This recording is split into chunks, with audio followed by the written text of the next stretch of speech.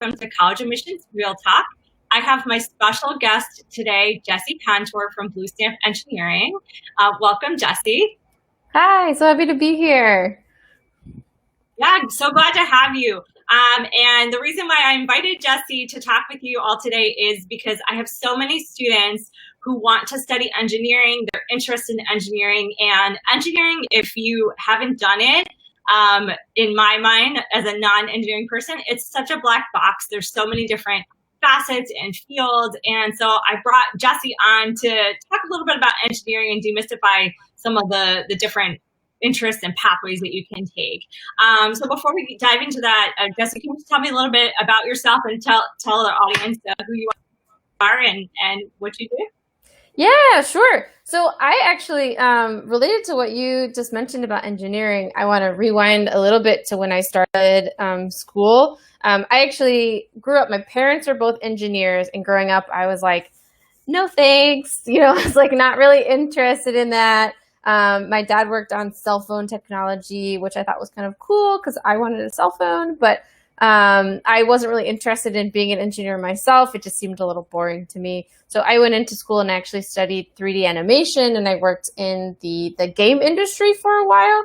And the thing that I found the most interesting as an animator was bringing life and the ability to like move and making things kind of like become dynamic and real in the 3D space. And when I went back to school, I went into a program where part of the lessons were using hardware and code and like motors and things like that to actually kind of bring things to life outside the screen. And I was so excited. And I remember very specifically the one day where I was kind of talking to my parents about what I was doing in this new program. And my dad was like, that's a lot of the stuff that I do at work, and he gave me all of his old little breadboards for making circuits. And it was like so cool to talk with him and see how we both approached this field of engineering from just completely different directions. And we've kind of overlapped in the tools that we use every day.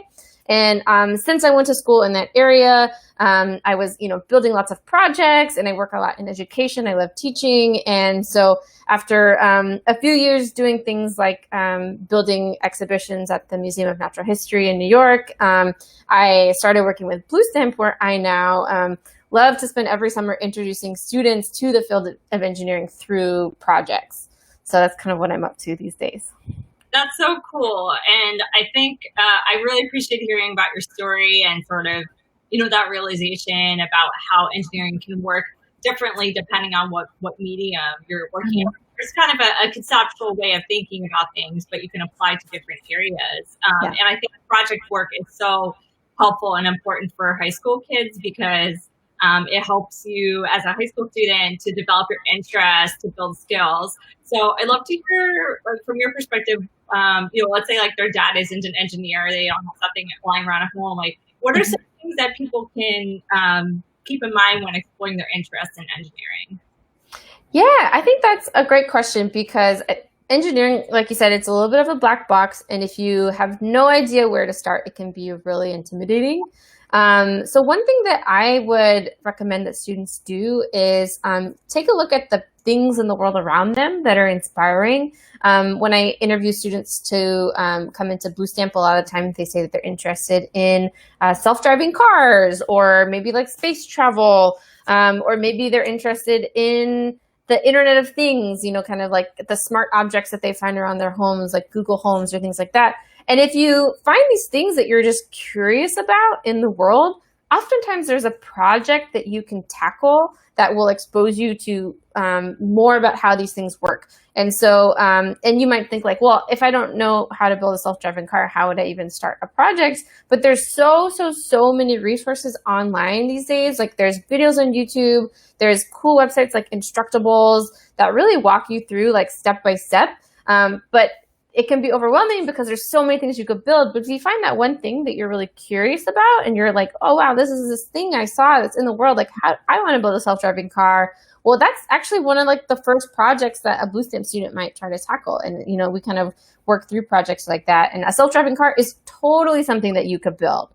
It's maybe it's slightly less complicated than the ones that like Tesla are building, but it's kind of tackling the same concepts, and you can build up to maybe a more complex version, but it's a great place to start.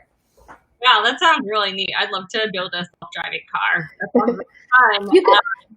You could do it. I got to check out those sites. That sounds really fun. Something to like a quarantine hobby or something. Thanks. Sounds cool. I agree. So I'm really curious. When you're thinking about your project and like where to start, so maybe I'm interested in self-driving cars, or I'm interested in energy conservation or something like that. Like, where should I, like, what are things to keep in mind? How could I focus my energy? Like, where would I start? Mm-hmm. So whenever I'm researching a brand new project and I'm trying to figure out the best way to tackle it, I actually kind of approach it the same way that when I'm trying to find a new recipe to like make for dinner. I don't know about you, but when I look for recipes, I look up like 50 different versions of the same recipe, and then I kind of compare them, because if I've never made it before, I don't know if the one that I found is the right one, or if it'll be yummy, or whatever.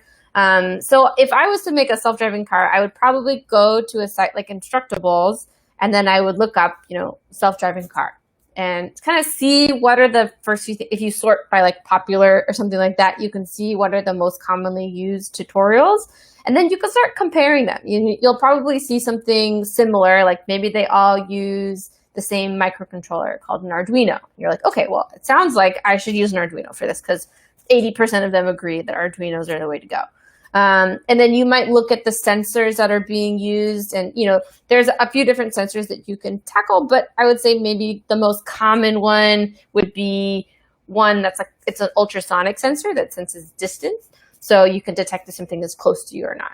And you could say, okay, well, it looks like the ones that have maybe it's like beginner level, the most commonly used parts, and you can start to get a sense of like, okay, this is how most people are tackling that.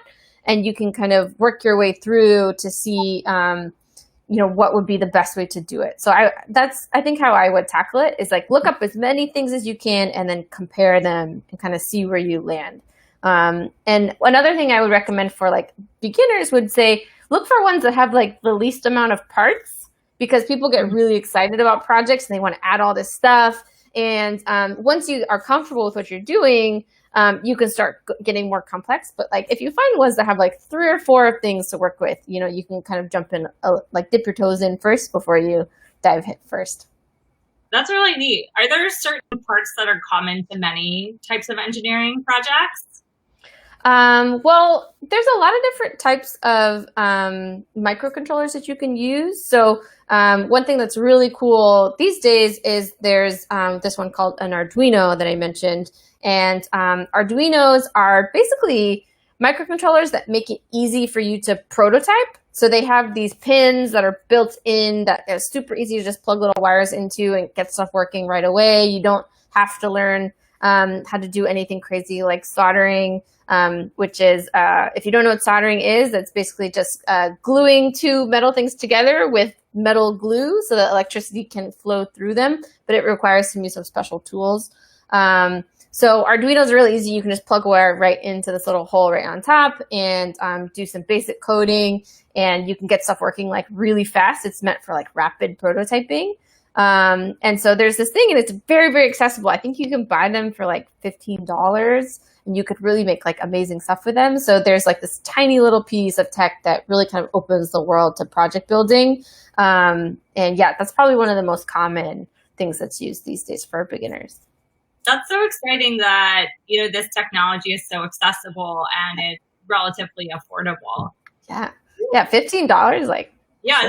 That's not too bad. So what about code? You mentioned coding. And so the coding, I'm speaking as like a very beginner in engineering. So does the coding connect to this Arduino part, or is this like something that you would do like a separate coding project? Yeah, so the way the Arduino works is there's a hardware aspect and a software aspect. So there's the pins where you plug wires into, so you'd connect things like motors or sensors or LEDs, so you can make your circuits. And then when you plug it into your computer just via the USB port, you can open up the Arduino software. It's called an IDE. That's like the development environment. And you type code into there, and then you could send the code to your Arduino, and it will execute the code that you wrote. And I know that coding is like, all of this stuff can be really intimidating if you've never done it before. But coding is something where I think there's different levels that you can engage with code when you start off with.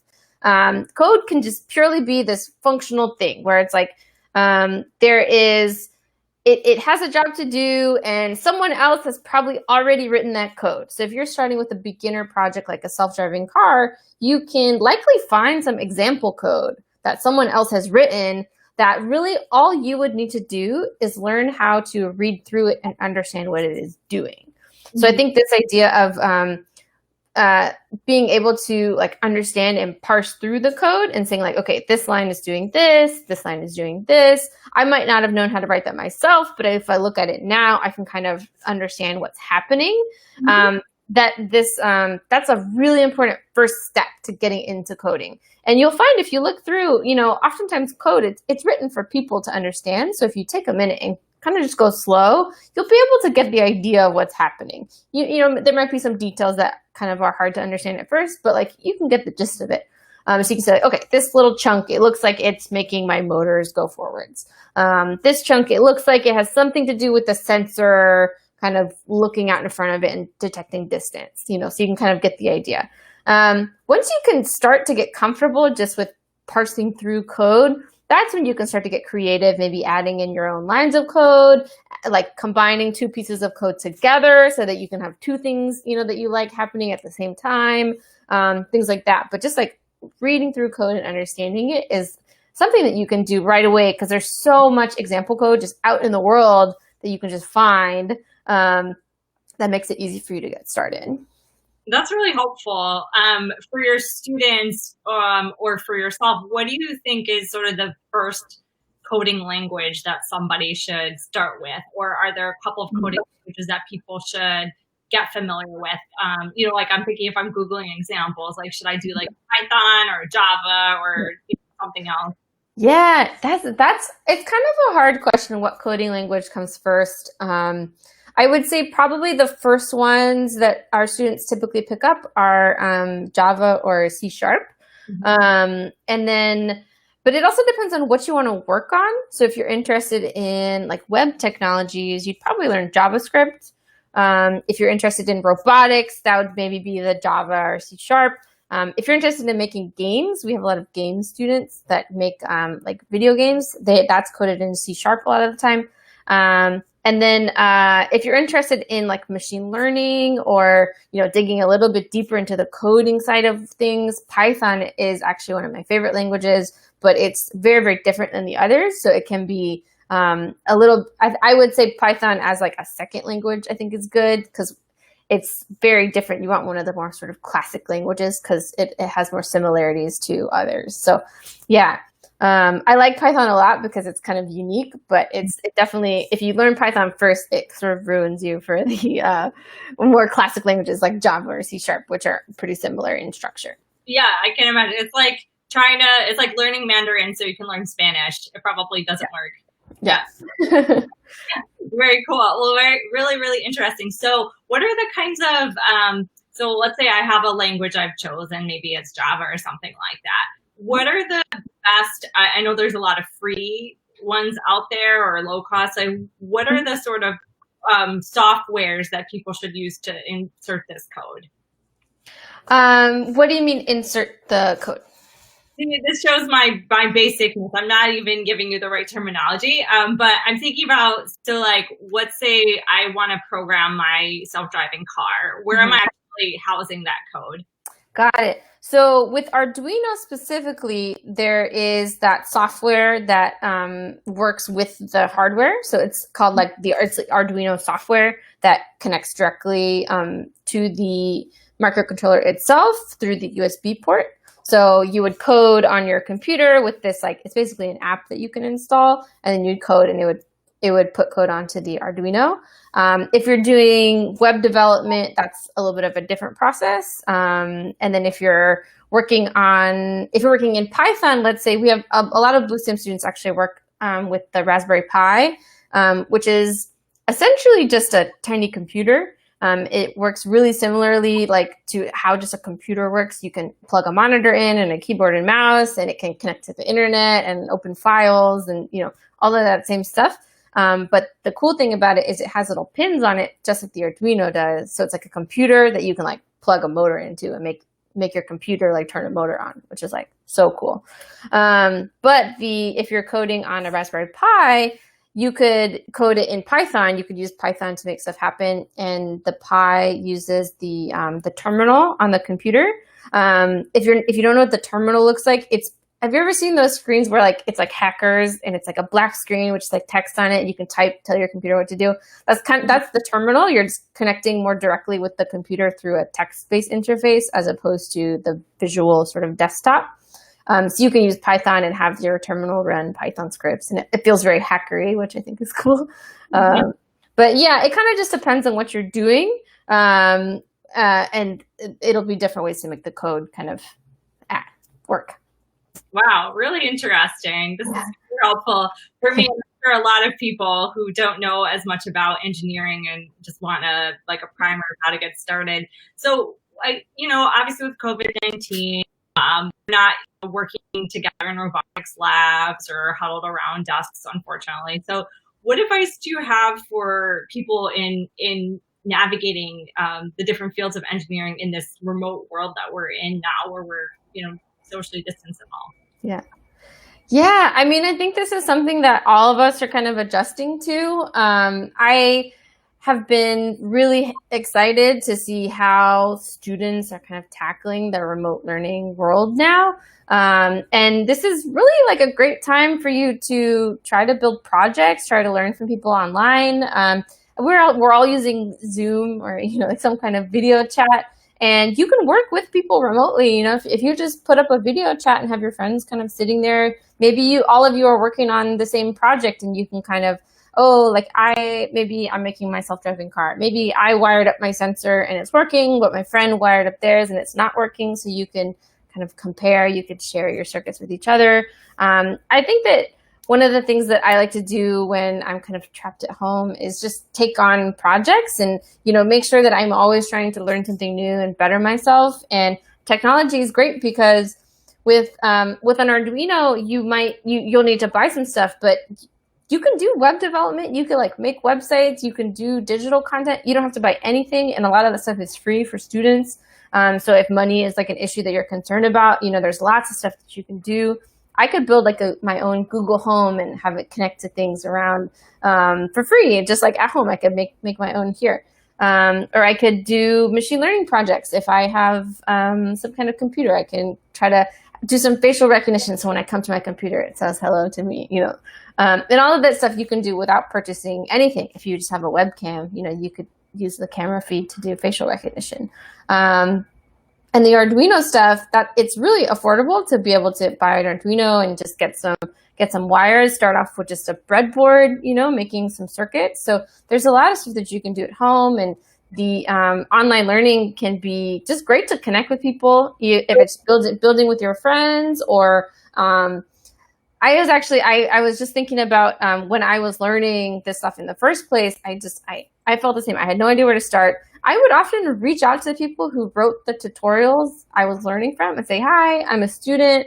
I'm new to this. I'm doing this thing. I had a question. Can you answer me? And oftentimes these people are just excited about what they made, and they're excited that you're making it. And so they'll help you. So it's a great time to not really be shy about reaching out to people, because a lot of times if you're making something, you're excited about it, you want to share, and you'd be happy to help someone learn. So I think we're all kind of trying to embody that attitude of sharing and learning and, self-betterment.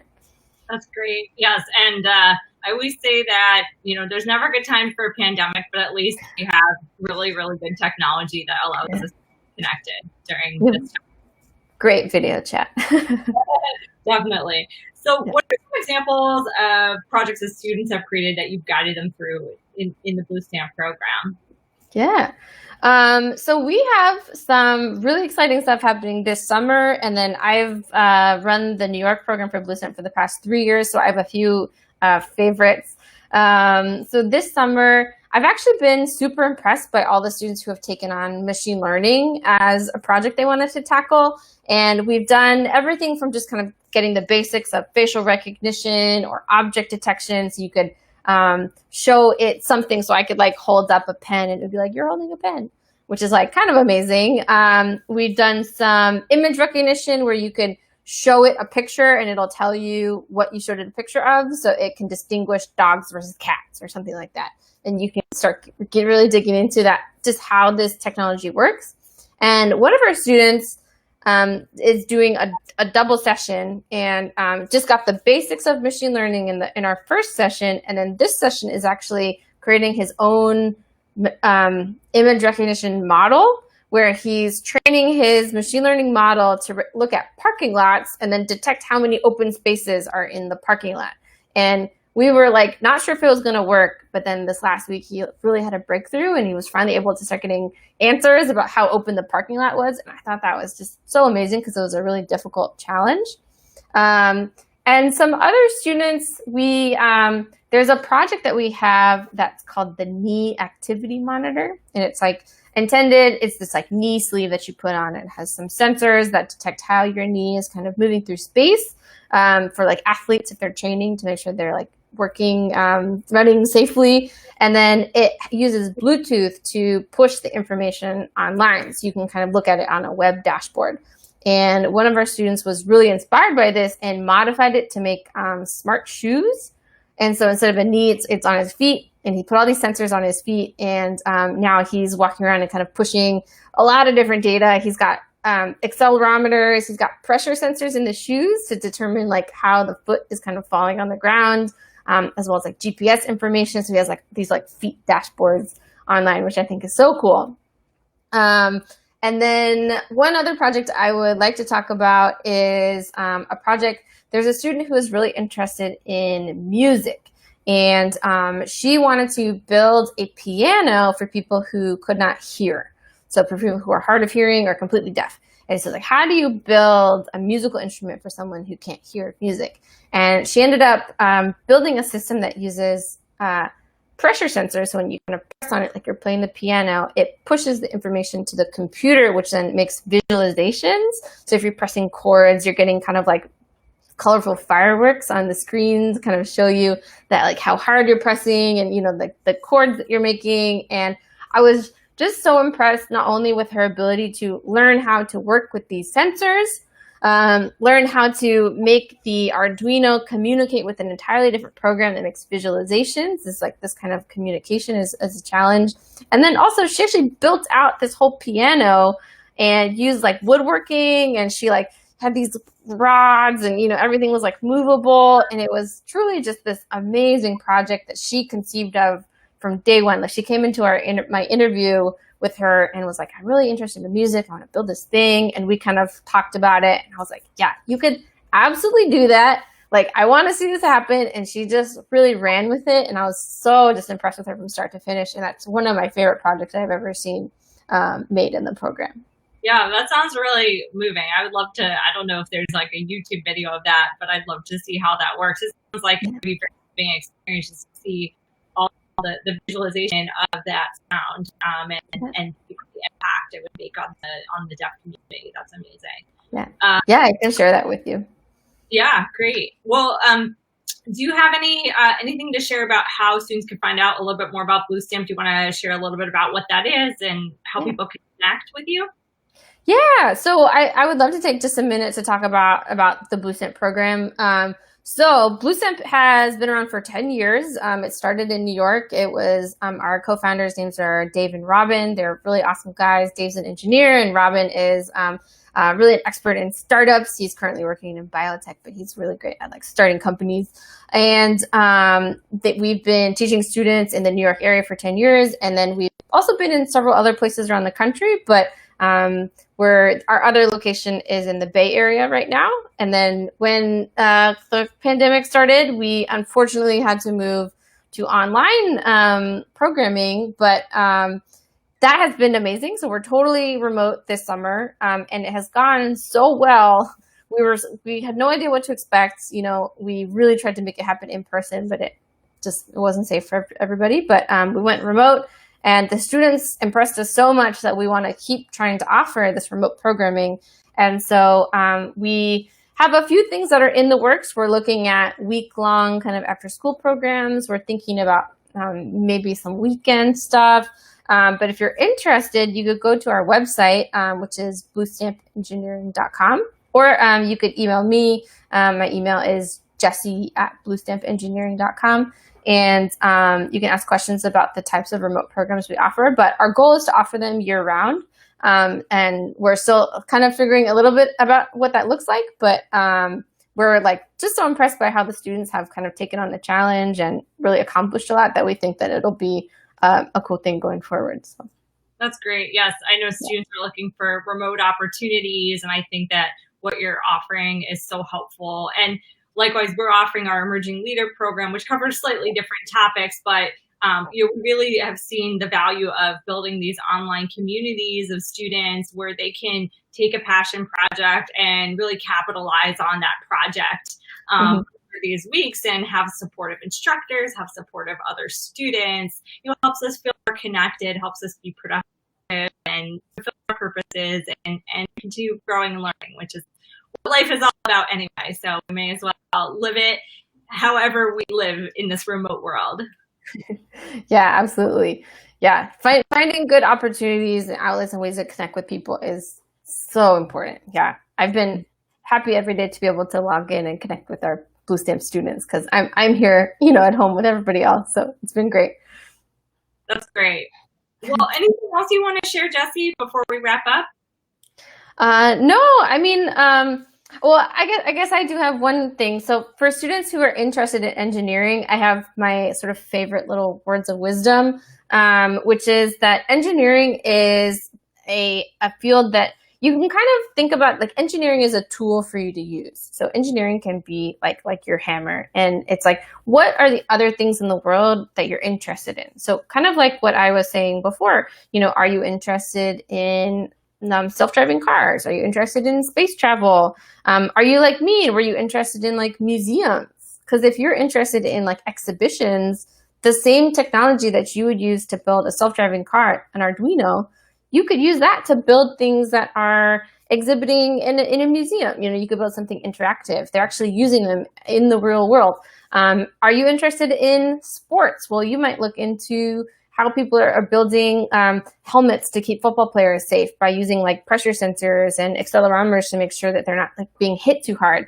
All of these things can use the same engineering tools to apply solutions to almost any field. I've seen people working in fashion, music, sports, performance, communications, any kind of field has some connection to engineering. And what is so cool is that you have the opportunity to figure out what is the overlap between your interests and in engineering. And you can really make an amazing kind of custom career for yourself by figuring out what is this overlap for you. And so that's kind of what I did is I found, I was art and engineering was something that was interesting to me. And so I ended up in this very cool place where I was building just really awesome projects. Whereas some other people are, they find their overlap, and it's just just a cool thing for you to figure out how to do. So engineering is really a very broad field. It doesn't have to just be the thing that you think of that's stereotypical engineering. It can really kind of open the world to you in a really cool way. So I hope that you kind of open your mind to what it might mean to actually be an engineer, because it could be so much bigger than you think it might be. Thanks, Jessie. That is really inspiring. And I just want to make a plug also to any young women listening that, you should heed Jessie's advice, because I've worked with a lot of young women over the years, and I know they face a lot of challenges and barriers in entering this field. And I feel like the way you've broken it down and made it accessible is really helpful. So I hope there are women listening that see this as an opportunity for them to jump on board. Yeah. Yeah. Definitely. Well, thank you again for joining me, Jessie. To everyone online, thank you for joining us as well. This is College Admissions Real Talk with Dr. Viva Leggett. I want to say thank you to Restream, which is allowing us to stream on this many different platforms. I will see you next time. Take care.